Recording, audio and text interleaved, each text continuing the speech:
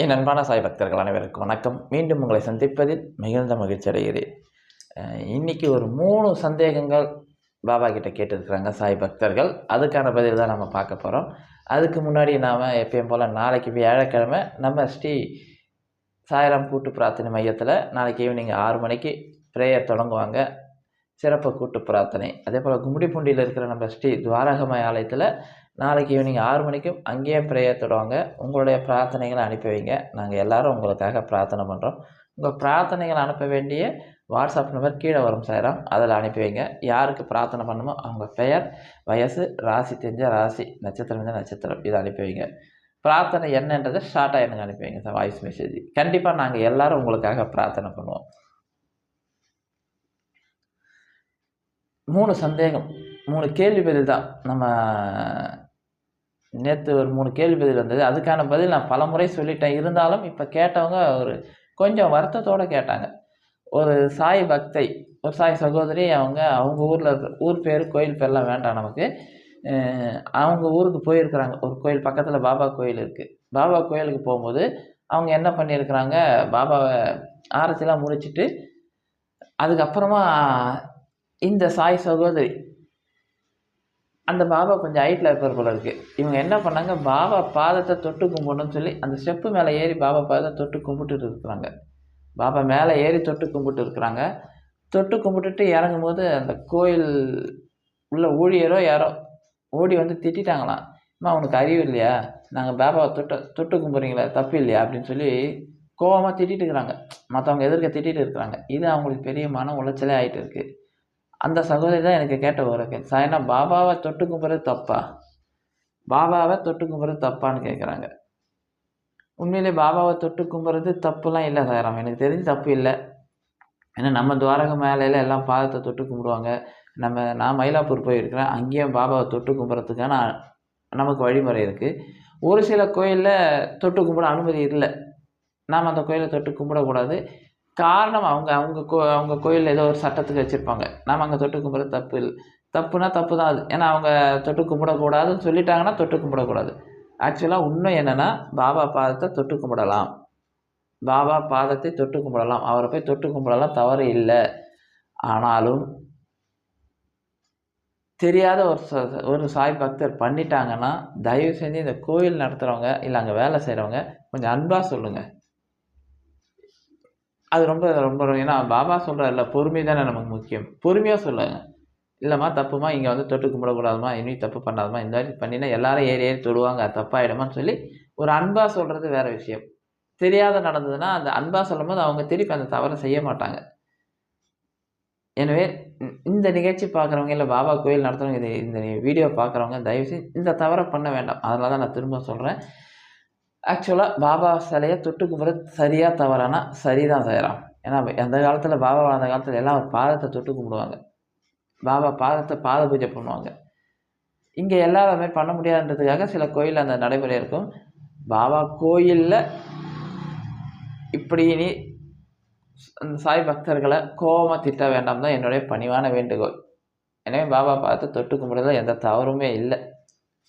முதல் கேள்வி, அவங்களுக்கு நான் இதான் சொன்ன பதில், தப்பு இல்லைம்மா, எதுவுமே தொட்டு கும்பிடாதீங்க, அவங்க சட்டம் வச்சுருப்பாங்கன்னு.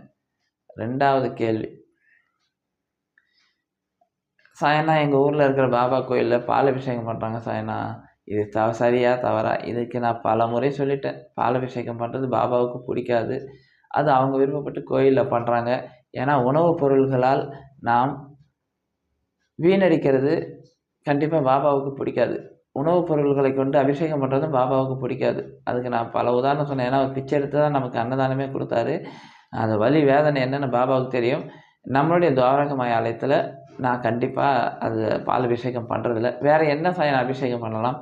பன்னீரில் அபிஷேகம் பண்ணுங்கள், திருநூரில் உதியில் அபிஷேகம் பண்ணுங்கள், நல்லா அப்புறம் குங்குமத்தில் கூட அபிஷேகம் பண்ணுங்கள், ஒன்றும் தப்பு இல்லை உங்கள் வீட்டில்.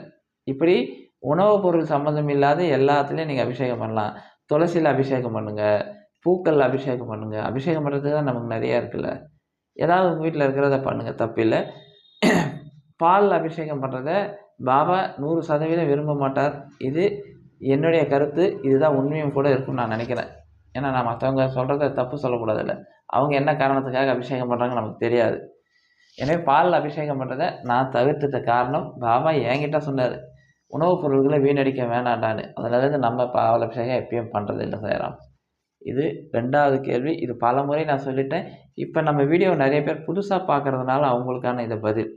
3வது ஒரு கேள்வி, பக்கத்தில் ஒரு படம் ஒன்று வரும். இது எந்த ஊர் எதுன்னே எனக்கு தெரியல. ஒரு சாய் சகோதரி எனக்கு அனுப்பியிருந்தாங்க. சாய்னா இந்த மாதிரி ஒருத்தர் பாபா கோயில் கட்டிட்டு அவருக்கு 10 லட்சம் நினைக்கிறேன், 10 லட்சத்துக்கு மேலே கடனாக இருக்குது, எனக்கு நீங்கள் கொடுத்து காப்பாற்றுங்கன்னு சொல்லி எனக்கு இந்த மாதிரி ஒரு போஸ்ட் அனுப்புனாங்க. எந்த ஊருன்னு எனக்கு தெரியல சாய்ராம், அதில் ஊர் பேர்லாம் போடலை. எனவே நீங்கள் இது சரியான்னு கேட்டாங்க. இப்படி கடன் வாங்கி கட்டுறது சரியா? அப்புறம் இது இப்படி பண்ணுறது சரியா சாய்ராம்னு அந்த சகோதரி கேட்டாங்க. 100% அப்படி பண்ணுறது தவறு. உண்மையிலே சொல்கிறேன், பாபாவுக்கு அது பிடிக்காத விஷயம். பாபா சச்சரித்தில் சொல்லியிருப்பார் சாய்ராம், கடன் வாங்கினே நீங்கள் அந்த புண்ணிய யாத்திரை கூட போகக்கூடாதுன்னுவாங்க. நான் நிறைய பேர் என்கிட்ட கேட்பாங்க, ஷிரடிக்கு வரும்போது கடன் வாங்கின்னு வந்தால் வராதிங்க சாய்ராம். நான் கடன் வாங்கின்னு வராதிங்க தயவு செஞ்சு. ஓப்பனாகவே நான் சொல்லுவேன், கடன் வாங்கின்னு என் கூட வர வேண்டாம். உங்கள்கிட்ட இருந்தால் வாங்க, கடன் வாங்கின்னு தயவு செஞ்சு அப்பாவை பார்க்க வர வேண்டாம். அப்பா கூப்பிட்டா வீட்டுக்கு ஓடி வருவார். அப்படி நீங்கள் கடன் வாங்கின்னு வந்தீங்கன்னா நாளைக்கு அதை கட்ட முடியலைன்னா நாளைக்கு பெரிய சிக்கல் யார் மேலே ஆகிடும்னா, பாபா கோயிலுக்கு போனால் கடன்காரனாக ஆகிட்டேன்னு சொல்லுவாங்க. அது யாருக்கு பழி போகும்? பாபாவுக்கு தான் போகும். அவர் உங்களை கடன் வாங்கின்னு ஷிரடிக்கு வாங்கன்னு என்றைக்கா சொல்லியிருக்கிறாரா? ஷிரடி பயணத்துக்கே பாபா அப்படி சொல்லியிருக்கிறார். ஷிரடி பயணத்துக்கே பாபா அப்படி சொல்லியிருக்கிறார். சில பேர் இவர் என்ன பண்ணார்ல, இல்லை அளவுக்கு அதிகமாக கோயில் செலவு பண்ணிட்டாரான்னு தெரியல. சில பேர் இந்த மாதிரி நிறைய இடத்துல நடந்துக்குது. பாபா கோயில் கட்டுறேன்னு சொல்லி நிறைய இடத்துல காசு ஆரம்பிக்கும் போது இவங்க ஒரு பட்ஜெட் போடுவாங்க. ஆனால் அப்புறமா பிரம்மாண்டமாக பண்ணணும்னு சொல்லி அளவுக்கு அதிகமாக செலவு பண்ணி கடனாக ஆகிடுவாங்க. இப்போ யார் மேலே பழி வரும்? பாபா கோயில் கட்டி தான் அவர் கடனாக ஆகிட்டாருன்னு சொல்ல வரும். பாபா அந்த மாதிரி சொல்லவே இல்லையே. நான் எல்லாருக்கும் அதுதான் சொல்லுவேன். எல்லாருக்கும் ஆசை இருக்கும் சாய்ராம். ஆனால் நமக்கு என்ன வேலை கொடுத்துருக்கிறார் என்பதை உணர்ந்தவர்கள் இந்த தவறை செய்ய மாட்டாங்க. இல்லையா? சாய் சச்சரித்தை தொடர்ந்து படிச்சுக்கினே இருந்தாங்கன்னா இந்த தவறை செஞ்சுருக்க மாட்டார். உண்மையிலே சாய் சச்சரித்தை தெளிவாக நீ ஷிரடி வர்றதுக்கே கடன் வாங்கின்னு வரக்கூடாதான்னு சொல்கிறாரு. அப்புறம் கோயில் கட்டுறது கடன் வாங்கி கட்டுன்னு சொல்லுவாரா? அவர் ஒரு பெரிய தப்பு பண்ணிட்டாரு. இது பெரிய தப்பு தான் சாய்ராம். ஏதோ ஒரு ஆர்வ கோளாறில் பண்ணிட்டாரு. அதை பலனை அவர் அனுபவிச்சு தான் ஆகணும். நம்ம ஒன்றும் பண்ண முடியாது. நான் ஏன் இதை சொல்கிறேன்னா, நிறைய பேர் என்கிட்ட கேட்பேன், சாய்னா நானும் பாபா கோயில் கட்டணும்னு ஆசை. நல்லா கட்டுங்க, கையில் காசு இருந்தால் கட்டுங்க, யாராவது கொடுப்பாங்க, நாம் அதை வச்சு கட்டிடலாம். இந்த மாதிரி எண்ணத்தை தயவு செஞ்சு மறந்துடுங்க. நம்ம கையில் காசு இருந்தால் கட்டுங்க. இல்லையா, அப்பா கோயில் தானே கட்ட போகிறேன், அப்பா நமக்கு கொடுக்க மாட்டார்னா அதுக்கான பல விஷயங்களை நாம் இழக்க வேண்டியிருக்கும். பல விஷயங்களை நம்ம தியாகம் பண்ண வேண்டியிருக்கும். நம்ம நினைக்கிறோம் பாபா கோயில் கட்டுறது ஈஸின்னு. உண்மையிலே பல விஷயங்களை நாம் இழக்க வேண்டியிருக்கும். பல விஷயங்களை நாம் அதை இழந்தால் தான் பாபா கோயிலே அமையும். அதுக்கு தான் நான் திரும்ப சொல்கிறேன், கடன் வாங்கி ஷிரடிக்கு போகிறதே பெரிய தப்பு, கடன் வாங்கி ஷிரடி கோயில் கட்டுறது தப்பு, பாபா கோயில் கட்டுறது தப்பு என்பதை தெளிவாக உங்களுக்கு நான் திரும்ப சொல்கிறேன். இந்த 3 கேள்விகள் தான் நமக்கு இந்த வாரத்தில் நமக்கு கிடைச்சிது. இந்த கேள்விக்கு உங்களுக்கு சரியாக பதில் புரிஞ்சிருக்கும். எனவே இந்த தவறுகளை நீங்கள் யாரும் செய்ய வேண்டாம் என்று மீண்டும் ஒரு முறை உங்களுக்கு தாழ்மையாக நான் சொல்லிக்கிறேன் சாய்ராம். பாபாவோட ஆசீர்வாதம் நமக்கு கிடைக்கும்.